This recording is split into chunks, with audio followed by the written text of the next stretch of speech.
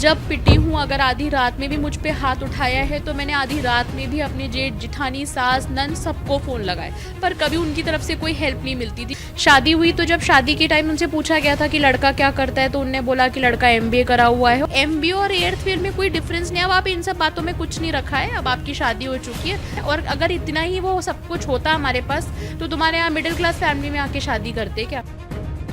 वो रोज़ ऑफिस के टाइम पर निकल जाते थे कि मैं ऑफिस जा रहा हूँ, फिर मुझे स्टाफ से पता चला कि वो कोई ऑफिस नहीं जाते। वो तो सुबह से इंदौर में एक अनूप नगर में इनका फ्लैट था, वहाँ पे जाके वो ड्रिंक करते थे। कुक्षी से कांग्रेस के विधायक सुरेंद्र सिंह बघेल के परिवार पर और उन पर कई गंभीर आरोप लगे हैं। ये आरोप किसी और ने नहीं बल्कि उनकी ही बहू काम्या सिंह बघेल के द्वारा लगाए गए हैं, जिसमें मारपीट के, दहेज प्रताड़ना के और ना जाने क्या क्या। खास सबसे बड़ी बात, जो एक लड़की ख्वाब लेकर आती है शादी को लेकर कि पति बहुत अच्छा होगा, कई तरह के बातें उससे झूठी कही गई है कि पति एमबीए है लेकिन वो 8वीं फेल है। क्या कुछ पूरी व्यथा है? ये एक मार्मिक कहानी ही मैं कहूँगी कि जब मैंने भी अपने ऑफ कैमरा जब इस पूरी बात को सुना तो मेरी भी रूह कांप गई। लेकिन हम आज उन्हीं की बहू से जानेंगे कि आखिर पूरा मामला क्या था। काम्या सिंह बघेल कांग्रेस विधायक की बहू हमारे साथ हैं। पहले तो स्वागत है काम्या, और जानेंगे क्या पूरा मामला था। मैम, मेरी शादी 2018 में जो सुरेंद्र सिंह हनी बघेल जो कुक्षी विधायक है उनके छोटे भाई से हुई थी। तो जब शादी हुई थी तो शादी ऐसे हुई थी कि जो उनकी रियल सिस्टर हैं, जो मेरी नंद है, वो मेरी कज़न चाची भी हैं, तो उनके थ्रू रिश्ता आया था। पर क्योंकि मेरे फादर नहीं वहाँ शादी करना चाहते थे, क्योंकि मैं जनरल कैटेगरी में आती हूँ, तो इस वजह से उन पे बहुत दबाव डाला कि हमारा रिश्ता ऑलरेडी पहले से है और कोई दिक्कत नहीं होगा, आप शादी कर दो, किसी भी चीज़ की कोई परेशानी नहीं। तो बहुत रिक्वेस्ट और मनाने के बाद मेरे फादर भी रेडी हो गए। शादी हुई तो जब शादी के टाइम उनसे पूछा गया था कि लड़का क्या करता है, तो उनने बोला कि लड़का एमबीए करा हुआ है और सारा बिजनेस, जो पेट्रोल पंप है, जो भी इनके बिजनेस है, सब वही संभालते हैं। पर जब शादी हो गई और शादी के बाद जब मैं वहाँ रहने लग गई, तब वो रोज़ ऑफिस के टाइम पर निकल जाते थे कि मैं ऑफिस जा रहा हूँ। फिर मुझे स्टाफ से पता चला कि वो कोई ऑफिस नहीं जाते। वो तो सुबह से इंदौर में एक अनूप नगर में इनका फ्लैट था, वहाँ पे जाके वो ड्रिंक करते थे। जब मैंने इस चीज़ के लिए अपने जेठ से पूछा तो उन्होंने बोला कि नहीं, वो क्या है कि अभी हमने उसको कुछ नहीं कर रहा है, लेकिन हम उसका जल्दी से बिज़नेस स्टार्ट करवा देंगे। तो मैंने उनसे रिक्वेस्ट करी कि वो भाई सुबह से ड्रिंक करते हैं और वो इतना ड्रिंक कर कर गाली गलौज करते हैं, तो आप प्लीज़ समझाइए। मैंने मेरी सास से भी बोला, तो सब ने मुझे यही चीज़ कहा कि नहीं नहीं, हम सब करेंगे।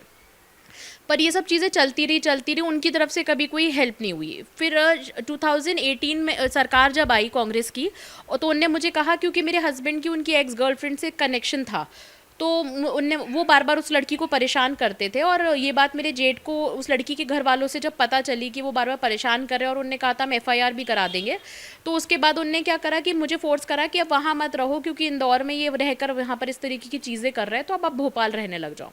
तो मुझे यहाँ बुला लिया गया। यहाँ बुलाने के बाद मुझे बोलने लग गए कि ये अपने पास से बाहर नहीं निकल रहा है, तो आप एक काम करो, बेबी प्लान कर लो। बेबी के बाद क्या होता है, अच्छे अच्छे आदमी सुधर जाते हैं, ये भी सुधर जाएगा। मैंने उनकी बातें मानी। उसके बाद 6-8 महीने बाद जब बेबी प्लान करने में और बेबी नहीं हो रहा था, तो हमने टेस्ट कराए। तब पता चला कि प्रॉब्लम मेरे साथ नहीं, मेरे हस्बैंड की रिपोर्ट्स में आई। जब रिपोर्ट्स में आई तो इन लोगों ने मुझे बोला कि डॉक्टर ने बोला कि आईवीएफ ही आपको करवाना पड़ेगा इन फ्यूचर भी। तो इन लोगों ने मुझे फोर्स करा कि आप आईवीएफ करा लो, एक बार बच्चा हो जाएगा, किसी को पता नहीं चलना चाहिए हम आईवीएफ करा रहे हैं, ये हो जाएगा तो सब चीज़ें सेटल हो जाएंगी, वो सुधर जाएगा। मैम, मैंने आईवीएफ कराया और फर्स्ट अटेम्प्ट में ही 2 ट्विंस बेटियाँ हुई हैं मेरी। जब बेटियाँ हो गई मैम, तो जब तक आईवीएफ का ट्रीटमेंट चल रहा था, इन लोगों ने मेरा पूरा खर्चा उठाया, आईवीएफ का पूरे ट्रीटमेंट का पैसा दिया। और बेटियाँ हॉस्पिटल में जैसे हुई मैम, ओटी से मैं बाहर निकली, मेरी नंद और मेरी जेठानी ने तुरंत मुझसे कहा कि कोई बात नहीं, इस बार 2 बेटियाँ हुई तो क्या हुआ, अब अपन 1 आध साल बाद 2 बेटे कर लेंगे। सिलेक्टिव इंसेमिनेशन आजकल होता है, हम वो करवाएंगे, अब तो 2 बेटे हो जाएंगे, कोई दिक्कत नहीं होगी। और मैम, ये लोग सब हॉस्पिटल में मुझे और मेरी बच्चियों को छोड़ के, ये लोग क्योंकि वो प्री मैच्योर थी, 1 हफ्ता 10 दिन एडमिट रही, तो ये लोग छोड़ के वहाँ से चले गए। बच्चियाँ हो गई थी, सब रिस्पॉन्सिबिलिटीज़ थी, तो फिर इनसे बात करी गई कि क्या करना है, तो बोले नहीं नहीं, अब हम सब चीज़ें करेंगे। फिर इनने हमें 2 पोकलेट मशीनें दिलाई, क्योंकि मेरे हस्बैंड का, इनके कुछ मुआवजे का पैसा आया था, तो मेरे हस्बैंड का जो शेयर था उसमें से इनने मशीनें दिलवाई। तो उसी से मेरा घर काफ़ी समय से चल रहा था, वो रेंट आता था उसका, उसी से घर चल रहा था। पिछले साल मेरे जेठ ने, क्योंकि मेरे हस्बैंड जो है वो बैंक डिफ़ॉल्टर है, तो उनके नाम पे लोन नहीं हो रहा था, तो उनने अपनी ही किसी पहचान वाले के नाम पर वो मशीनें खरीदी। मेरे बिना जानकारी के उनने लास्ट ईयर मार्च में वो मशीनें बेच दी। जब मैंने उनसे कहा कि अब आपने मशीनें बेच दी हैं, अब मेरा घर कैसे चलेगा, तो उनने मुझसे कहा कि नहीं वो हम करते हैं कुछ, अभी बताते हैं आपको। पर जब मैं बार बार उनसे रिक्वेस्ट करने लग गई कि भाई कोई आप चीज़ करवाओ, आपने मेरा जो सोर्स ऑफ इनकम है वही कर दिया, तो उनने मुझे अपने बंगले पे बुला के गाली गलौज करना चाहिए। जब भी मैं मेरे जेठ से कुछ भी बोलती थी, वो सिर्फ मुझे गाली बक्की ही बात करते थे। हर बात पे बोलते थे तुम्हारे माँ बाप को SC ST एक्ट में फंसा दूंगा, हर बात पे नोटिस भिजवाएं, उसमें भी यही लिखा है कि माँ बाप भाई बहन सबको ST ST एक्ट में SC ST एक्ट में फंसवा कर जेल भिजवा दूंगा। मेरे फादर को बोलते अमर होने वाले हो क्या, एक बार एक कंप्लेंट डलवाऊंगा अपनी मम्मी से तो ज़िंदगी तुम्हारी धार के चक्कर लगाते लगाते कट जाएगी। जब आपको फर्स्ट टाइम पता चला था कि आपके पति जॉब नहीं करते हैं, 8वीं फेल हैं, पहला रिएक्शन क्या था? किसी से बात की? घर में घर वालों का क्या कहना था उस समय? मैम मैंने हर इंसान से बात करी, जिन चाची ने मेरी शादी कराई, जो मेरी नंद है, मैंने सबसे पहला फ़ोन उन्हें करा। तो मुझसे बोलें कि इस बारे में दादा से बात करो, मतलब जो मेरे जेठ है, मैंने उनसे बात करी तो उनने मुझसे कहा कि उससे क्या फ़र्क पड़ता है, बेसिक मैनर्स तो उसको आती है ना, ऐसा तो है नहीं कि वो मिसबिहेव करता है, बेसिक मैनर्स आती है, इंग्लिश आती है, और क्या इससे ज़्यादा क्या चाहिए आपको। तो मैंने बोला कि एक MBA और 8th फेल में कोई डिफरेंस नहीं है, अब आप इन सब बातों में कुछ नहीं रखा है, अब आपकी शादी हो चुकी है, अब जो है जितना है, और अगर इतना ही वो सब कुछ होता हमारे पास तो तुम्हारे यहाँ मिडिल क्लास फैमिली में आके शादी करते क्या, तो इतना जितना तुम्हारे बाप ने दिया है इतने दहेज में इतना ही मिलता है। हमेशा यही डायलॉग मेरे जेठ भी बोलते थे और मेरी जेठानी भी बोलती थी। यानी दहेज प्रताड़ना की भी कई बातें निकल कर मेरे सामने। हस्बैंड हमेशा फॉर्च्यूनर की डिमांड करते थे, हमेशा कभी फॉर्च्यूनर चाहिए, कभी स्कॉर्पियो चाहिए, और जब भी मैं ये चीज़ें बोलती थी, क्योंकि मेरे फादर ने क्रेटा दी थी, तो मेरी सास बोलती थी कि वो लग्जरी कार में काउंट नहीं होती है, हमारे यहाँ सबके पास फॉर्च्यूनर है, एंडेवर है, तो ये हम उसमें काउंट नहीं करते, और कौन बड़ी गाड़ी से छोटी गाड़ी चलाता है, तो तुम्हारे पापा को बोलो कि फॉर्च्यूनर दिलाए। तो मेरे फादर ने मैम ट्राई भी करा, पर क्योंकि वो 65 प्लस है तो उनका लोन रिजेक्ट हो गया। तो जब भी मैं बोलती थी कि वो मुझे मार रहे हैं गाड़ी के लिए, तो बोलते थे यार देखो अपना घर बचाना है तो गाड़ी तो दिलवानी पड़ेगी। ये मेरे जेठ बोलते थे हमेशा। मेरी सास हमेशा ही गाड़ी के लिए बोलती थी, उसको आदत है, उसे शौक है गाड़ियों का, एक दिलवा देंगे तो क्या दिक्कत हो जाएगी। बर्थडेज या एनिवर्सरी कुछ पड़ रहे तो उसको चेन दिलवाओ, उसको अंगूठी दिलवाओ। मेरी मदर को बोला जाता था कि ये सब चीज़ें आपको करनी चाहिए, हमारे घर में ये सब चलता है। मुझे जो उनने गोल्ड चढ़ाया वो सारा प्लेटेड गोल्ड चढ़ा था। तो जब मैं घर बनवा रही थी तो मैम क्या हुआ कि पैसे की कमी थी, क्योंकि ये लोग सपोर्ट नहीं कर रहे थे, तो मैं गोल्ड लोन लेने गई। वहाँ मुझे पता चला कि ये सारा जो गोल्ड है वो प्लेटेड गोल्ड है। तो जब मैंने मेरी सास को फ़ोन करके बोला कि मम्मी वो मैं ऐसा ऐसा करने गई थी और वो मुझे ऐसा बोल रहे हैं, तो बोलती अरे ऐसा नहीं हो सकता, हमारा जो सुनार है वो ऐसा नहीं कर सकता, तुम एक काम करो, मैं आती हूँ तो तुम मुझे देना, मैं चेक करवाती हूँ। मैम उसको आज 5-6 साल हो गया, वो लेकर गई, उनने आज तक मुझे नहीं दिया। जब भी मैं उनसे बोलती हूँ कि मैं मम्मी आप मेरा गोल्ड तो दो, आपने जो बोला था बनवा के दोगे आप, और सब नकली था, तो बोलती हैं कि नहीं अब वो अब तो नहीं हो पाएगा, वो तो उस समय जो देना था जो करना था वो हो गया, अब हमारे बस की नहीं है करना, अब नहीं दे पाएंगे। आपने मारपीट की भी बात कही, क्या सिर्फ पति के द्वारा ये सारी चीजें होती थी, तो क्या घर वालों को जानकारी थी कि इस तरह की हरकतें होती हैं? मैम जब जब पिटी हूँ, अगर आधी रात में भी मुझ पे हाथ उठाया है तो मैंने आधी रात में भी अपने जेठ जिठानी सास नंद सबको फ़ोन लगाए, पर कभी उनकी तरफ से कोई हेल्प नहीं मिलती थी। जब उनको आधी रात में फ़ोन, उन्हें समझ में आने लगा कि ये पिटी होगी तो फ़ोन लगाए, तो वो रात में मेरे फ़ोन नहीं उठाते थे। मैं सुबह अगर उन्हें फ़ोन लगाती थी तो वो बोलते थे हम मुझसे बोल के सॉरी बुलवा देते हैं। मेरे हस्बैंड सॉरी बोलती थे और मैं बोलती थी उनने मुझे इतना बुरा मारा है और आप बोल रहे हो सॉरी बोल दो, तो बोलती इतनी अकड़ रहकर ना यहाँ नहीं रह पाऊंगी, बोल दिया ना उसने मारा तो सॉरी बुलवा दिया ना, अब बातों को भूल जाओ, हो गया तो हो गया। वो कई बार यहाँ पर गन लेकर आए मुझे करने के लिए, मुझे डिवोर्स पेपर दिए, उनने पिछली बार भी दिए थे, जब मैंने साइन नहीं करे थे तो बोलते हैं कि मैं तुम्हें तेज़ाब, तुम्हारे ऊपर तेज़ाब फेंक दूंगा। गन लेकर आते, बेसबॉल के बैट से मुझे मारने की कोशिश करे, तो मेरे जेठ बोलते मर गई क्या, अभी मरी नहीं है ना, तो फिर इतने बवाल मच मचा। ठीक है बोल दिया तो बोल दिया उसने। कभी भी किसी ने उनको गलत, या वो गलत कर रहे हैं या गुस्से में कर दिया होगा इसलिए बोल दिया, पिया होगा तो कर दिया, कभी किसी ने कोई हेल्प करी ही नहीं मैम।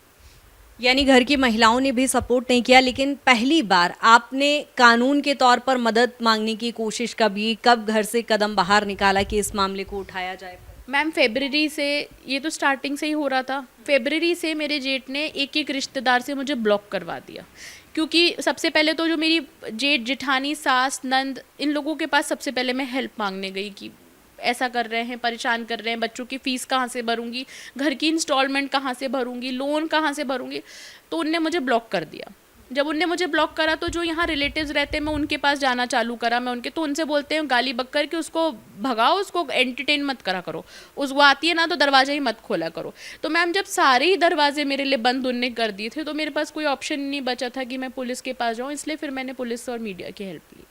जब थाने में आपने शिकायत की तो क्या वहाँ पर किस तरह का था कि शिकायत की गई, फिर उस पे आगे कार्रवाई हुई, क्या वहाँ के अधिकारियों का, पुलिस का क्या कहना? मैम मैं अब एक विधायक की कंप्लेन और उसकी फैमिली की तो ऐसे तो कंप्लेन नहीं होती, उनने भी पूरा मेरी हर एक एविडेंस को देखा समझा और उनको लगा कि हाँ जो चीज़ें मैं बोल रही हूँ वो सारी रियलिटी है और मेरे पास हर चीज़ का प्रूफ मैंने थाने में दिया है, तब जाके मैम मेरी एफआईआर हुई।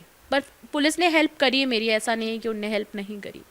चूंकि 2018-19 का ये पूरा मामला है, उस समय कांग्रेस की सरकार थी, तो क्या पॉलिटिकल प्रेशर की वजह से किसी तरह का एक माहौल बनाया गया कि अभी तक इतने साल हो गए हैं, क्या कोई कार्रवाई नहीं हुई है पूरे मामले में? मैम जब से शादी हुई या जब भी बोला जाता है तो पूरे टाइम सिर्फ गाली गलौज होता है और इसी बीच में बच्चे 2020 में बच्चे हो गए, जब 19 में सरकार गई तब मैं प्रेग्नेंट थी, तो तब ये चीज़ें मुझे थी कि बच्चे हो जाएंगे तो चीज़ें ठीक हो जाएंगी, क्योंकि मुझे तो यही बताया गया था कि जैसे ही बच्चे होंगे सब रिस्पॉन्सिबल हो जाएंगे, सबको एक वो हो जाएगा, पर उस तरीके से कभी भी कुछ नहीं हुआ मैम। आप एक मंत्री की बहू थी, आज कांग्रेस के वो विधायक हैं, लेकिन किसी तरह का सामाजिक तौर पे कहीं कोई ऐसा व्यक्ति जिसने सपोर्ट किया हो, या आज की मैं वर्तमान हालात की बात करूं, कोई ऐसी चीज़ जिसको लेकर लग रहा हो कि अब हाँ कानून सहारा दे रहा है या न्याय मिलेगा?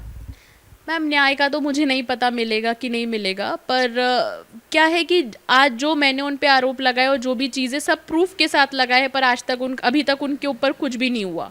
अगर यही आरोप मुझ पे लगे होते तो शायद आज मैं जेल में होती मैम, पर अभी तक उनके साथ कुछ भी नहीं करा गया, कोई कुछ नहीं बोल रहा, हर इंसान उनसे डरता है कि जो जिनको पता भी है कि सच और झूठ क्या है, पर सब डर के पीछे बैठे हुए हैं कि हमें बीच में नहीं बोलना है, तो लोग डरते हैं, कहीं ना कहीं प्रेशर तो उन सबके ऊपर ही है उनका। एक आखिरी सवाल काम्या कि अब वो लोग क्या चाहते हैं, आपका क्या मानना है, क्या अब इस समय आप चाह रही हैं? आपने बताया कि मानहानि के लगातार वो आपको नोटिस भेज रहे हैं, डिवोर्स का नोटिस भेजा, क्या है? मैम उनने मुझे नोटिस भिजवाया है 10 करोड़ के मानहानि का। उनने मुझसे कहा है कि जितनी भी ये वीडियोस और मैं मीडिया में आ रही हूँ और पेपर में आए ये सब डिलीट करवाओ, और वरना हम तुम पे 10 करोड़ का मानहानि वो करेंगे और उस पैसे से वो धार जिले की बच्चियों को पढ़ाएंगे और उनकी शादी कराएंगे। मैम जो अपनी खुद की बहू को नहीं देख पा रही, अपनी खुद की घर की पोतियों को नहीं देख पा रही, वो क्षेत्र की बच्चों को पढ़ाएंगे और वो करेंगे। मैम उन लोगों के बारे में मैं कुछ नहीं बोलना चाहती हूँ, मतलब वो क्या कर रहे हैं उस हर एक चीज़ का एविडेंस मैं थाने में दे चुकी हूँ। शुक्रिया काम्या बातचीत करने के लिए। तो देखिए, काम्या सिंह बघेल हैं ये कांग्रेस विधायक की बहू, जिनकी आप बीती आपने सुनी ही है। अब देखने वाली बात होगी कि किस तरह से ये पूरा मामला सुलझ पाता है, कानून इसमें क्या करता है, किस तरह से कांग्रेस विधायक पर और उनके परिवार पर कार्रवाई की जाती है।